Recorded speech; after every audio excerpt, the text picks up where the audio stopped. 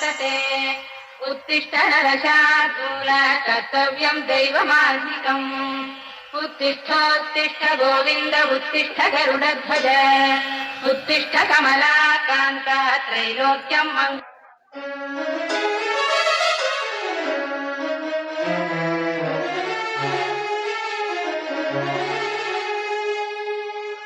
ಶ್ರೀರಾಮಮ್ಮ ನಾನಂಬಿ ಬಂದೆ ಕರುಣಿಸಿ ಕಾಯೇ ನನ್ನವ್ವ ತಾಯೇ ಕರುಣಿಸಿ ಕಾಯೇ ನನ್ನವ್ವ ದೇವಿಯೇ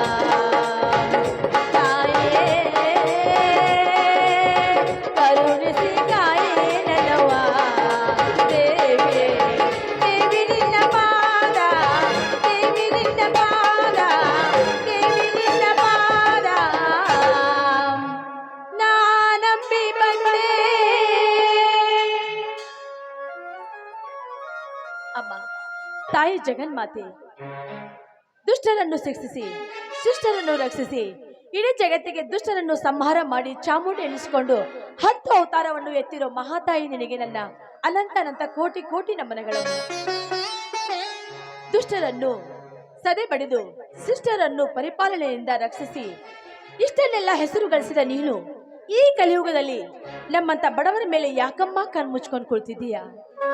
ದೊಡ್ಡಮ್ಮ, ಆದಷ್ಟು ಬೇಗನೆ ನಮ್ಮ ಸಹೋದರ ಮಾವಂದರ ಮೇಲೆ ನಿನ್ನ ಕರುಣೆ ಸದಾಕಾಲ ಇಟ್ಟು ಈ ನಮ್ಮ ಸಂಸಾರಕ್ಕೆ ಹಸನ್ಮುಖವಾದ ಒಂದು ನಗುವನ್ನು ಕೊಟ್ಟು ನಮ್ಮ ಮಾವಂದರಿಗೆ ದೀರ್ಘ ಆಯುಷ್ಯಂ ಭಾವ ಅಂತ ಆಶೀರ್ವಾದ ಮಾಡಿ ನಮ್ಮ ಮನೆಯ ಮೇಲೆ ನಿನ್ನ ಕರುಣೆ ಇರಲಿ ಅಂತ ನಿನ್ನಲ್ಲಿ ನಾನು ಸದಾಕಾಲ ಶರುಗಡ್ಡಿ ಬೇಡಿಕೊಳ್ಳುತ್ತೇನೆ ತಾಯಿ.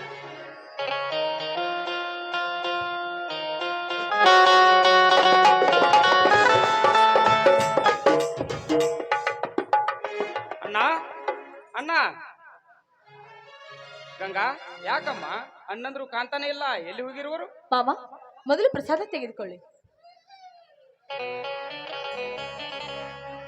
ನೋಡಿ, ತೋರಣಗಟ್ಟಿಯಲ್ಲಿ ದ್ಯಾಮನೂರ್ ಜಾತ್ರೆಯಲ್ಲಿ ಚಕ್ರಿ ಸ್ಪರ್ಧೆ ಇದೆ ಅಂತ ಅರ್ಜುನ್ ಮಾವನವರು ಅಲ್ಲಿಗೆ ಹೋಗಿದ್ದಾರೆ. ಇನ್ನೇನು ಭಾವನವರು ಆ ಸಾಹುಕಾರ ಜಯರಾಜ್ ಇದಾರಲ್ಲ, ಅವರು ಫ್ಯಾಕ್ಟರಿ ಕಟ್ಟೋ ನೆಪದಲ್ಲಿ ನಮ್ಮ ಹೊಲಕ್ಕೆ ಬೇಲಿ ಹಾಕಿದಾರಂತೆ ಅವನ ಆಳುಗಳು. ಅದಕ್ಕಾಗಿ ಏನಾಗುತ್ತೆ ಅಂತ ನೋಡ್ಕೊಂಡು ಬರ್ತೀನಿ ಅಂತ ಭಾವನವರು ಅಲ್ಲಿ ಹೋಗಿದ್ದಾರೆ. ಇನ್ನೇನು ಬರೋ ಸಮಯವಾಗಿದೆ ಅಷ್ಟೇ. ಬಡವರು ಬದುಕುವ ಕಾಲವಲ್ಲಮ್ಮ ಇದು, ಕಟುಕ ಶ್ರೀಮಂತರ ಕಾಲ. ಅದಕ್ಕೆ ಗಾಂಧೀಜಿ ಒಂದು ಮಾತನ್ನು ಹೇಳಿದ್ದಾರೆ, ಬಡ ರೈತ ಬದುಕಿದರೆ ಭಾರತವೇ ಬದುಕಿತು ಅಂತ. ಆದ್ರೆ ಇಂದು ಫ್ಯಾಕ್ಟರಿ ಎಂಬ ಭೂತಕ್ಕೆ ಸಿಕ್ಕು ನಮ್ಮಂತ ಸಣ್ಣ ಸಣ್ಣ ರೈತರು ಬದುಕುವುದು ಸವಾಲಿನ ಕೆಲಸವಾಗಿದೆ. ಅಷ್ಟೇ ಯಾಕಮ್ಮ, ಈ ಕಲಿಯುಗದಲ್ಲಿ ಬಡವರ ಆಸ್ತಿಯನ್ನೇ ಕಬಳಿಸುವ ಬಂಡ ಶ್ರೀಮಂತರ ಕಾಲವಮ್ಮ ಇದು, ಬಂಡ ಶ್ರೀಮಂತರ ಕಾಲ. ಹೋಗ್ಲಿ ಬಿಡಿವಮ್ಮ, ಇವತ್ತು ನಿಮ್ದು ಬಿಕಾಂ ರಿಸಲ್ಟ್ ಇತ್ತಲ್ಲ, ಏನಾಯ್ತು? ಹಾ, ಅದನ್ನು ತಿಳಿಸಲು ಬಂದಲ್ಲಮ್ಮ, ಫಸ್ಟ್ ಕ್ಲಾಸ್ ಅಲ್ಲಿ ಪಾಸ್ ಆಗಿದ್ದೇನೆ. ಮಾಮ, ಆ ದೇವರು ಸದಾಕಾಲ ನಿಮ್ಮನ್ನು ಯಾವತ್ತು ಈ ಒಂದು ನಗುವಿನೊಂದಿಗೆ ತುಂಬಾ ತುಂಬಾ ಚೆನ್ನಾಗಿಟ್ಟಿರ್ಲಿ ಅಂತ ನಾನು ಬೇಡ್ಕೊಳ್ಳುತ್ತೇನೆ.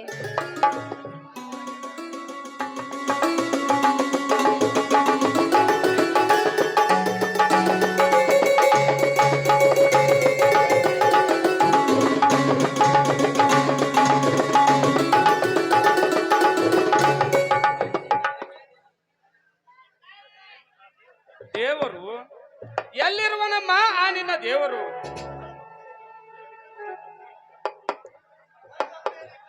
ಎಲ್ಲಿರುವನಮ್ಮ ಆ ನಿನ್ನ ದೇವರು? ಗರ್ಭಗುಡಿಯಲ್ಲಿ ಕಲ್ಲಲ್ಲಿ ಕಲ್ಲಾಗಿ ಕುಳಿತು ಬಿಟ್ಟಿದ್ದಾನಮ್ಮ ಆ ನಿನ್ನ ದೇವರು. 3 ಹೊತ್ತು ಆ ದೇವರನ್ನು ಪೂಜಿಸಿದರು, ಏನು ಪ್ರಯೋಜನವಾಗುವುದಿಲ್ಲಮ್ಮ, ಏನು ಪ್ರಯೋಜನವಾಗುವುದಿಲ್ಲ. ನಮ್ಮಂತ ಬಡವರ ಕಷ್ಟವನ್ನು ಕೇಳಿದರೂ ಕೇಳ ಹಾಗೆ ಸುಮ್ಮನೆ ಕುಳಿತು ಬಿಟ್ಟಿದ್ದಾನಮ್ಮ ಆ ನಿನ್ನ ದೇವರು.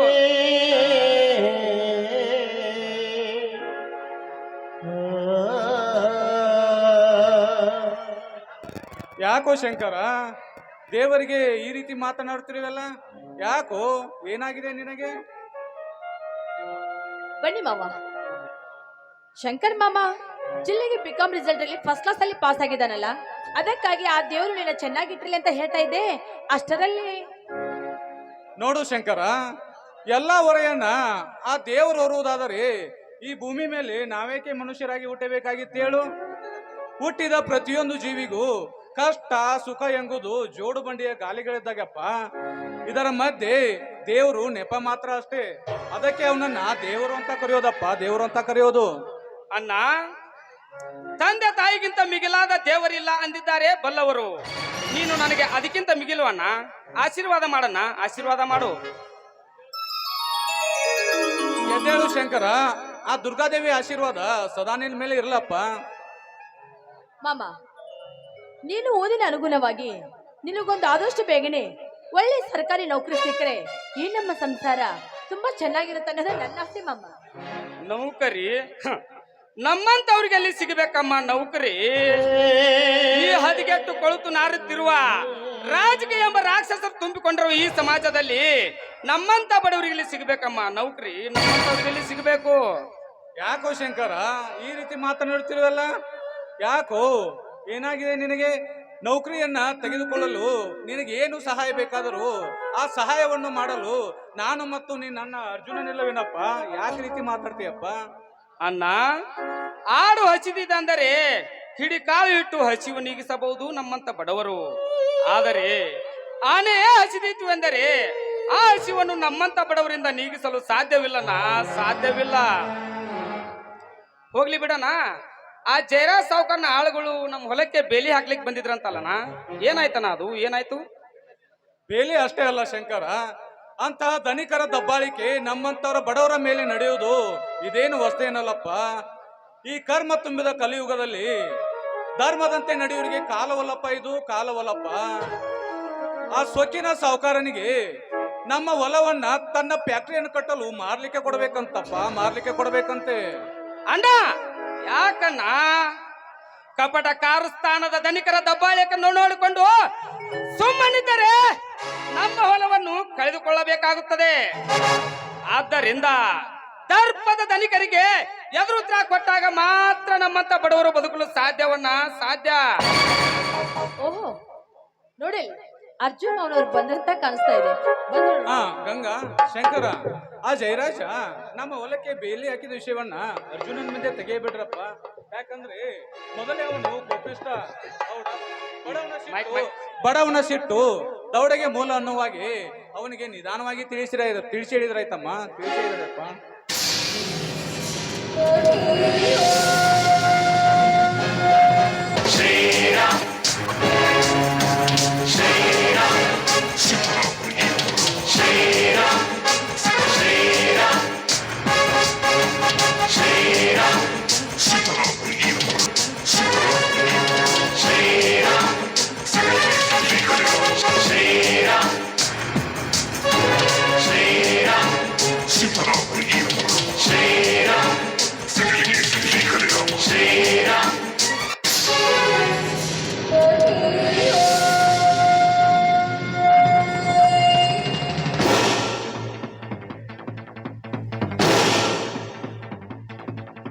ಯಾಕಣ್ಣ ಎಲ್ರೂ ಏನೋ ವಿಚಾರ ಮಾಡುವಂತೆ ಕಾಣುತ್ತಿದೆ?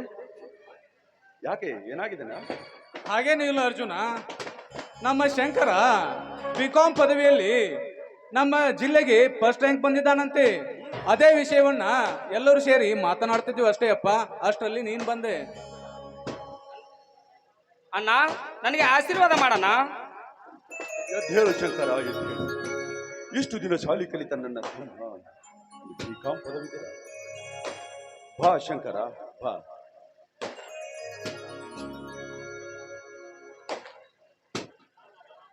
ಅಣ್ಣ, ಬಡತನದ ಬೇಗೆಯಲ್ಲಿ ಬೆಂದ ಅರ್ಜುನನ ತಮ್ಮ ಇಂದು BCom ಪದವಿದೆ. ಬಾ ಶಂಕರ, ಬಾ.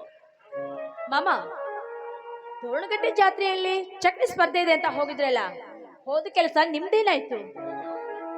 ಗಂಗಾ, ಹಿಂದೆ ಕುರುಕ್ಷೇತ್ರ ಯುದ್ಧದಲ್ಲಿ ಆ ಅರ್ಜುನನಿಗೆ ಸಾರಥಿಯಾಗಿದ್ದ, ಪಾಂಡವರಿಗೆ ವಿಜಯದ ಪತಾಕೆಯನ್ನು ಹಾರಿಸಿಕೊಟ್ಟ ಆ ಶ್ರೀಕೃಷ್ಣ ಪರಮಾತ್ಮನಂತೆ ಇಂದು ಕಲಿಯುಗದಲ್ಲಿ ತಾಯಿ ಇಲ್ಲದ ನನಗೆ ತಾಯಿಯಾಗಿ ಬೇಡಿದ ವರವನ್ನು ನೀಡುತ್ತಾ ಬಂದಿರುವ ಜಗಜ್ಜನನಿ ಜಗದ್ರೂಪಿಣಿ ಆ ಆದಿಶಕ್ತಿ ಗ್ರಾಮ ದೇವತೆಯ ಆಶೀರ್ವಾದ ನನ್ನ ಮೇಲೆ ಇರುವವರೆಗೂ ಇಂತಹ 100 ಚಕ್ಕಡಿ ಸ್ಪರ್ಧೆ ಬಂದರೂ ಸೋಲು ಎಂಬುದನ್ನೇ ಬರಲಿಲ್ಲ ಆ ತಾಯಿ ನನ್ನ ಹಣೆ ಬರದಲ್ಲಿ. ಅಂದಾಗ ಜಯದ ಗರಿಯನ್ನು ಭೇದಿಸಿ ವಿಜಯದ ಮಾಲೆಯನ್ನು ಧರಿಸಿಕೊಂಡು ಬಂದಿರುವ ನನ್ನ ಈ ನಿನ್ನ ತಮ್ಮ ಸೋಲಿಲ್ಲದ ಸರ್ದಾರ, ಆಶೀರ್ವಾದ ಮಾಡನ್ನ, ಆಶೀರ್ವಾದ ಮಾಡು.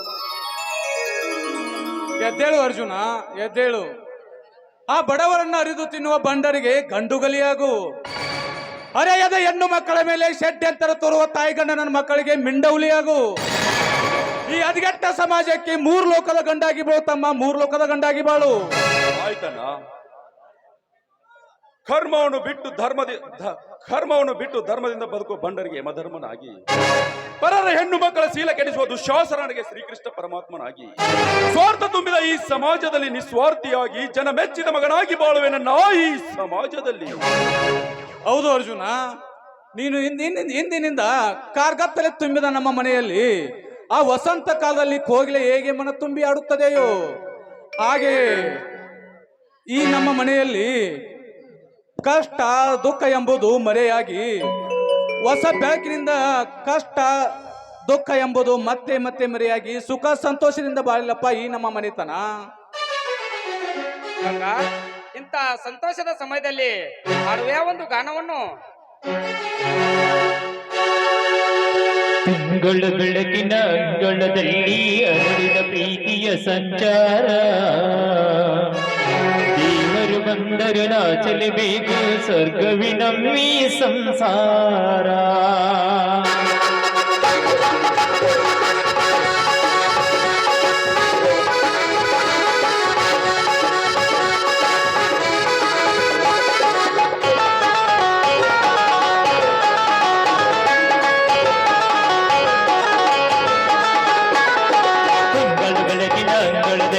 ಅರಳಿದ ಪ್ರೀತಿಯ ಸಂಚಾರ ದೇವರು ಬಂದಾಗ ನಾಚಲೇಬೇಕು ಸ್ವರ್ಗವಿನಮ್ಮಿ ಸಂಸಾರ ತಿಂಗಳ ಬೆಳಕಿನ ಅಂಗಳದಲ್ಲಿ ಅರಳಿದ ಪ್ರೀತಿಯ ಸಂಚಾರ ದೇವರು ಬಂದರು ನಾಚಲೇಬೇಕು ಸ್ವರ್ಗವಿನಮ್ಮಿ ಸಂಸಾರ ನಮ್ಮೊಳಗೆ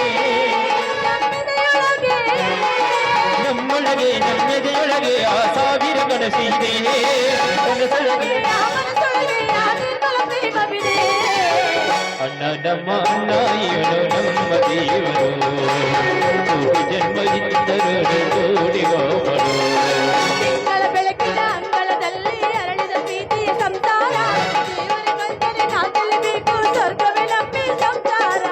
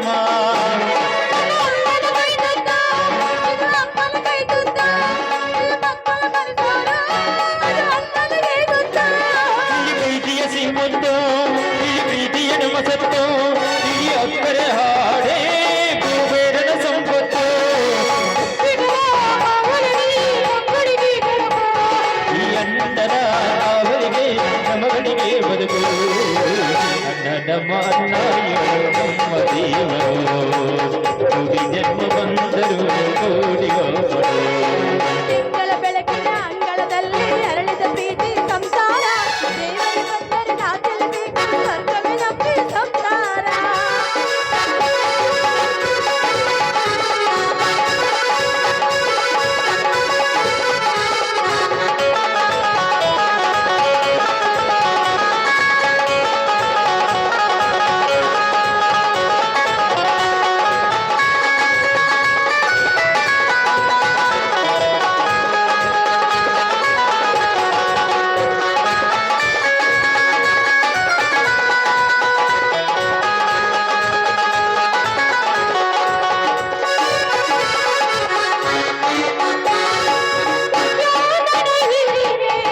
ರೈತರ ತಾಳ್ಮೆ ಎಲ್ಲವೂ ಇವನೊಳಗುಂಟು ಭೂಮಿಯ ಸಹನೆ ಬಾಣಿಗೆ ಕರುಣೆ ಅಣ್ಣನ ನೆರಳಲ್ಲಿ ಉಂಟು ಕಾಲದ ಗಡಿಯಾರ ಇವನೋಡ ಮನಸಾರ ಇವನೋಡಿ ಜನಗಳಲ್ಲಿ ನಮ್ಮದೊಂದೇ ಸಂಸಾರ ಇದು ತುಂಬಿದ ಸಂಸಾರ ಇಲ್ಲಿ ಪ್ರೀತಿಯ ಅಧಿಕಾರ ಹಸು ಬಂದ ನಡುವಂತೆ ಪ್ರತಿಯೊಬ್ಬ ಮಮಕಾರ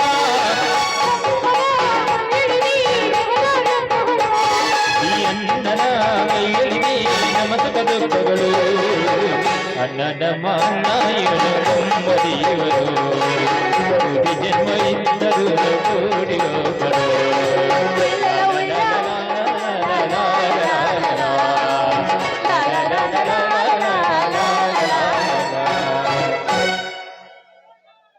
ಗಂಗಾ ಹೊಟ್ಟೆ ಹಸಿತಾ ಇದೆ, ಊಟಕ್ಕೆ ಏನಾದ್ರೂ ಮಾಡಿದ್ಯಾ? ಮಾಮ ನೀನು ಊರಿಂದ ಬರ್ಬೇಕಾದ್ರೆ ತುಂಬಾ ಹಸ್ಕೊಂಡ್ ಬಂದಿರ್ತೀಯ ಅಂತ ನನಗೆ ತುಂಬಾ ಚೆನ್ನಾಗಿ ಗೊತ್ತಿತ್ತು. ಅದಕ್ಕಾಗಿ ಬಿಸಿ ಬಿಸಿ ಹೋಳಿಗೆ ಮಾಡಿಟ್ಟಿದ್ದೇನೆ. ಆದಷ್ಟು ಬೇಗನೆ ಎಲ್ಲರೂ ಕೈಕಾಲು ಮುಖ ತೊಳೆದುಕೊಂಡು ಊಟಕ್ಕೆ ಬಂದ್ಬಿಡಿ. ಹೌದಣ್ಣ, ನನಗೂ ಹೊಟ್ಟೆ ಹಸಿತಾ ಇದೆ, ಬೇಗನೆ ಊಟ ಮಾಡು. ನಾನು ಹೊಲಕ್ಕೆ ಹೋಗ್ಬೇಕು. ಬೇಡ ಅರ್ಜುನ, ಇವತ್ತು ನೀನು ಹೊಲಕ್ಕೆ ಹೋಗೋದು ಬೇಡಪ್ಪ. ಯಾಕಂದ್ರೆ ನಾನು ಬೆಳಗ್ಗೆ ಹೊಲಕ್ಕೆ ಹೋಗಿ ಬಂದಿರುತ್ತೇನೆ. ಬೇಡಪ್ಪ ಬೇಡ. ಯಾಕಣ್ಣ? ಕೈ ಕೆಸರಾದರೆ ಬಾಯಿ ಮೊಸರು ಎಂಬ ಹಿರಿಯರ ವಾಣಿಯಂತೆ ಭೂತಾಯಿಯ ಒಡಲಲ್ಲಿ ದುಡಿಯುವುದು ಮಣ್ಣಿನ ಮಕ್ಕಳಾದ ನಮ್ಮ ಆದ್ಯ ಕರ್ತವ್ಯ ಅಲ್ವೇನಣ್ಣ? ಅಣ್ಣ, ಅದಕ್ಕೆ ಭೂತಾಯಿ ಹೇಳಿಲ್ಲವೇ, ಹೇ ರೈತ, ನೀನು ಹಿಡಿಕಾಳು ಬಿತ್ತಿದರೆ ನಾನು ಪಡಿಕಾಳು ಕೊಡುತ್ತೇನಂತ.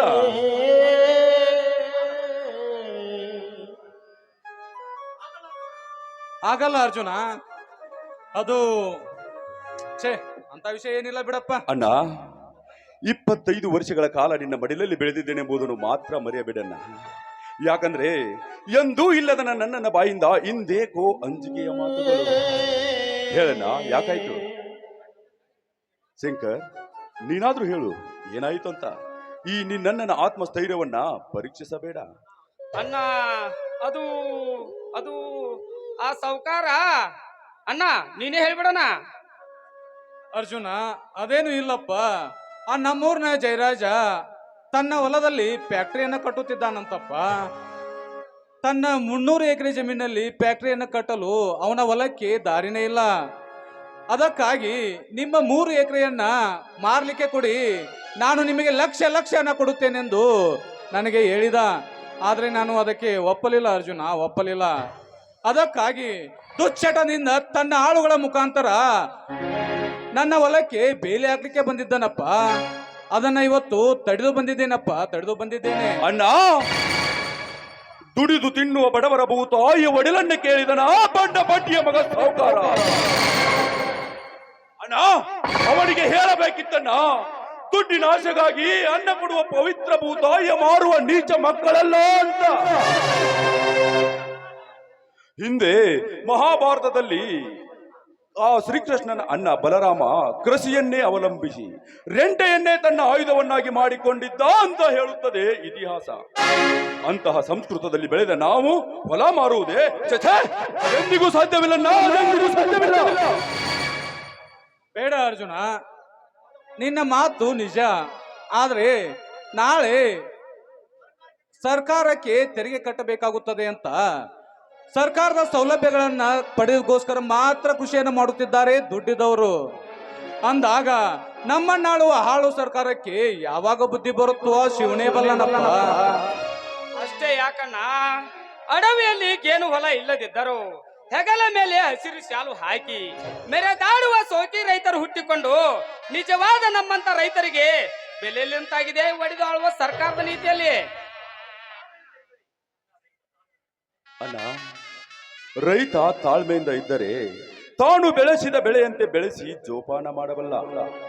ಆದರೆ ತಲೆಗೆಟ್ಟು ನಿಂತರೆ ಫಸಲಿಗೆ ಬಂದ ಬೆಳೆಯನ್ನು ಕುಡುಗೋಲಿನಿಂದ ಕೊಯ್ಯುವ ಹಾಗೆ ದುಷ್ಟರ ರಕ್ತ ದೋಕುಳಿ ಆಡಿ ಹೊಲದಲ್ಲಿರುವ ಬನ್ನಿ ಮಾಂಗಾಳಿ ಗಿಡಕ್ಕೆ ರಕ್ತದ ಅಭಿಷೇಕ ಮಾಡಿ ಕಣದ ಹಬ್ಬ ಮಾಡಬಲ್ಲಣ್ಣ ಈ ರೈತ. ಬೇಡ ಅರ್ಜುನ, ಬೇಡ. ನಾನೇ ನಮ್ಮ ಶಿವಪ್ಪ ಆಗಿರ್ಬೋದು, ಮಲ್ಕನಪ್ಪ, ರಾಜು ಅಪ್ಪ, ನೆಹರು ಅಪ್ಪ ಇವರೆಲ್ಲ ಕರ್ಕೊಂಡು ಹೋಗಿ ಮಾತಾಡಿ ಬರ್ತೇನಪ್ಪ. ಬೇಡ ಅರ್ಜುನ, ನೀನು ಹೋಗೋದು ಬೇಡ. ಅಣ್ಣ, ತಿಳಿಸಿ ಹೇಳಿದರೆ ತಿಳಿದುಕೊಳ್ಳುವ ಮನುಷ್ಯ ಜಾತಿಯವನಲ್ಲ ಜಯರಾಜ.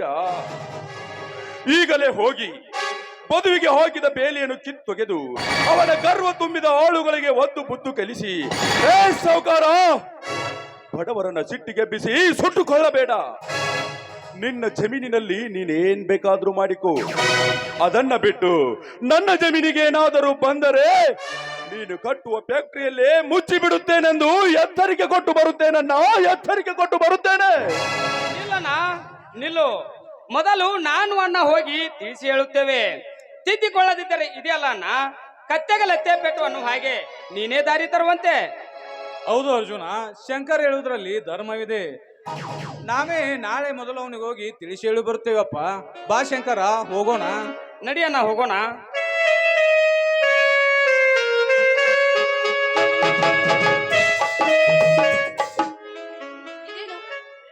ಮಾವನವರು ಊಟ ಮಾಡದೆ ಹಾಗೆ ಹೋಗ್ತಾ ಇದಾರಲ್ಲ, ಎಲ್ಲಿ ಹೋಗ್ತಾ ಇದ್ದಾರೆ?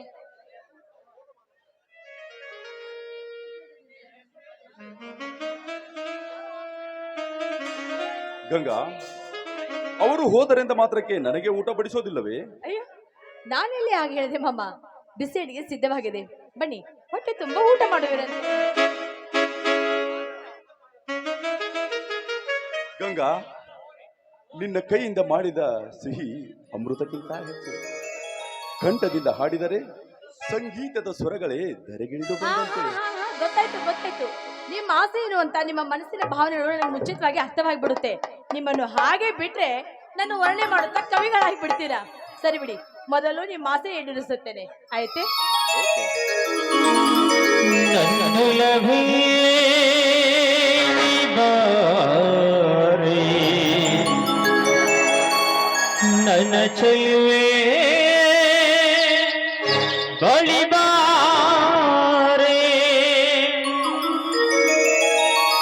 ಬಳಿ ಬಂದು ಸಿಹಿ ಮತ್ತು ನೀಡು, ಸಿಹಿ ಮುತ್ತಿನ ಕಾಣಿಗೆ ನೀ ಬಾರೆ ನನ್ನ ಸನಿಹಕ್ಕೆ.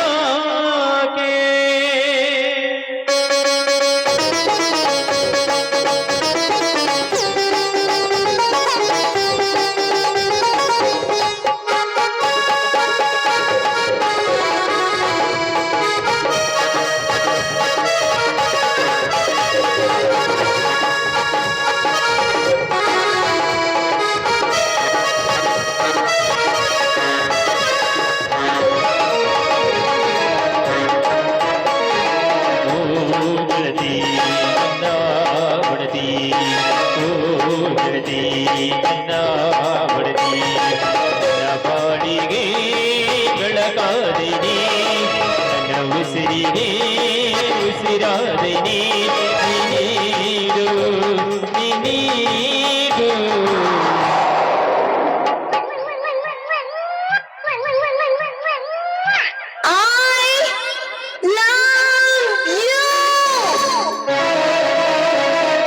ಸಿಹಿ ಮುತ್ತಿನ ಗಾಳಿಗೆ ನೀ ಬಾರೆ ನನ್ನ ಸನಿಹಗೆ, ಸಿಹಿ ಮುತ್ತಿನ ಗಾಳಿಗೆ ನೀ ಬಾರೆ ನನ್ನ ಸನಿಹಗೆ.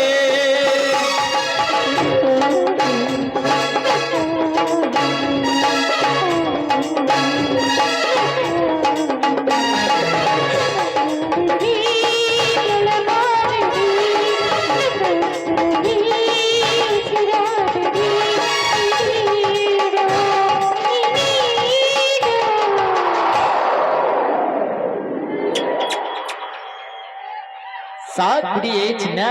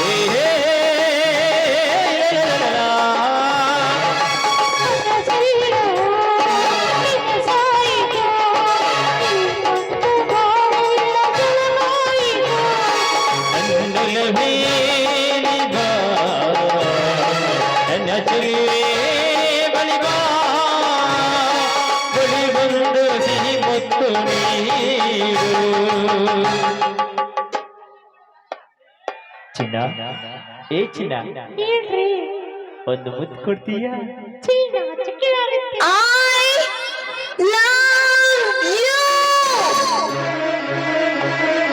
ಸಿಹಿ ಮುತ್ತಿನ ಗಾಳಿಗೆ ನೀ ಬಾರೆ ನನ್ನ ಸನಿಹಗೆ,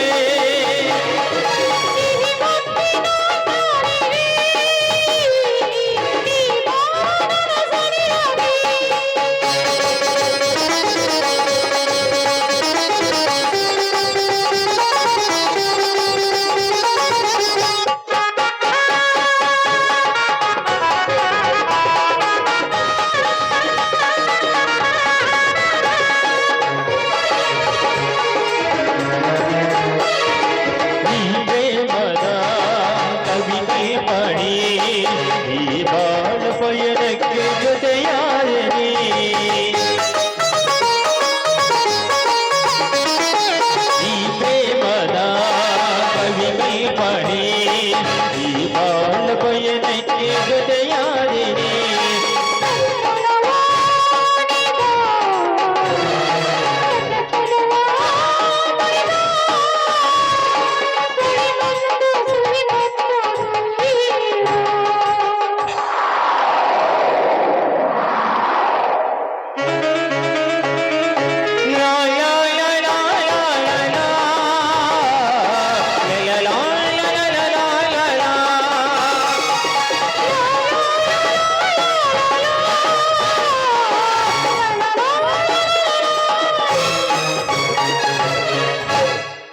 ಮಾಮ, ಈಗಲಾದ್ರೂ ಸಂತೋಷವಾಯ್ತು ನಿಮ್ಮ ಮನಸ್ಸಿಗೆ?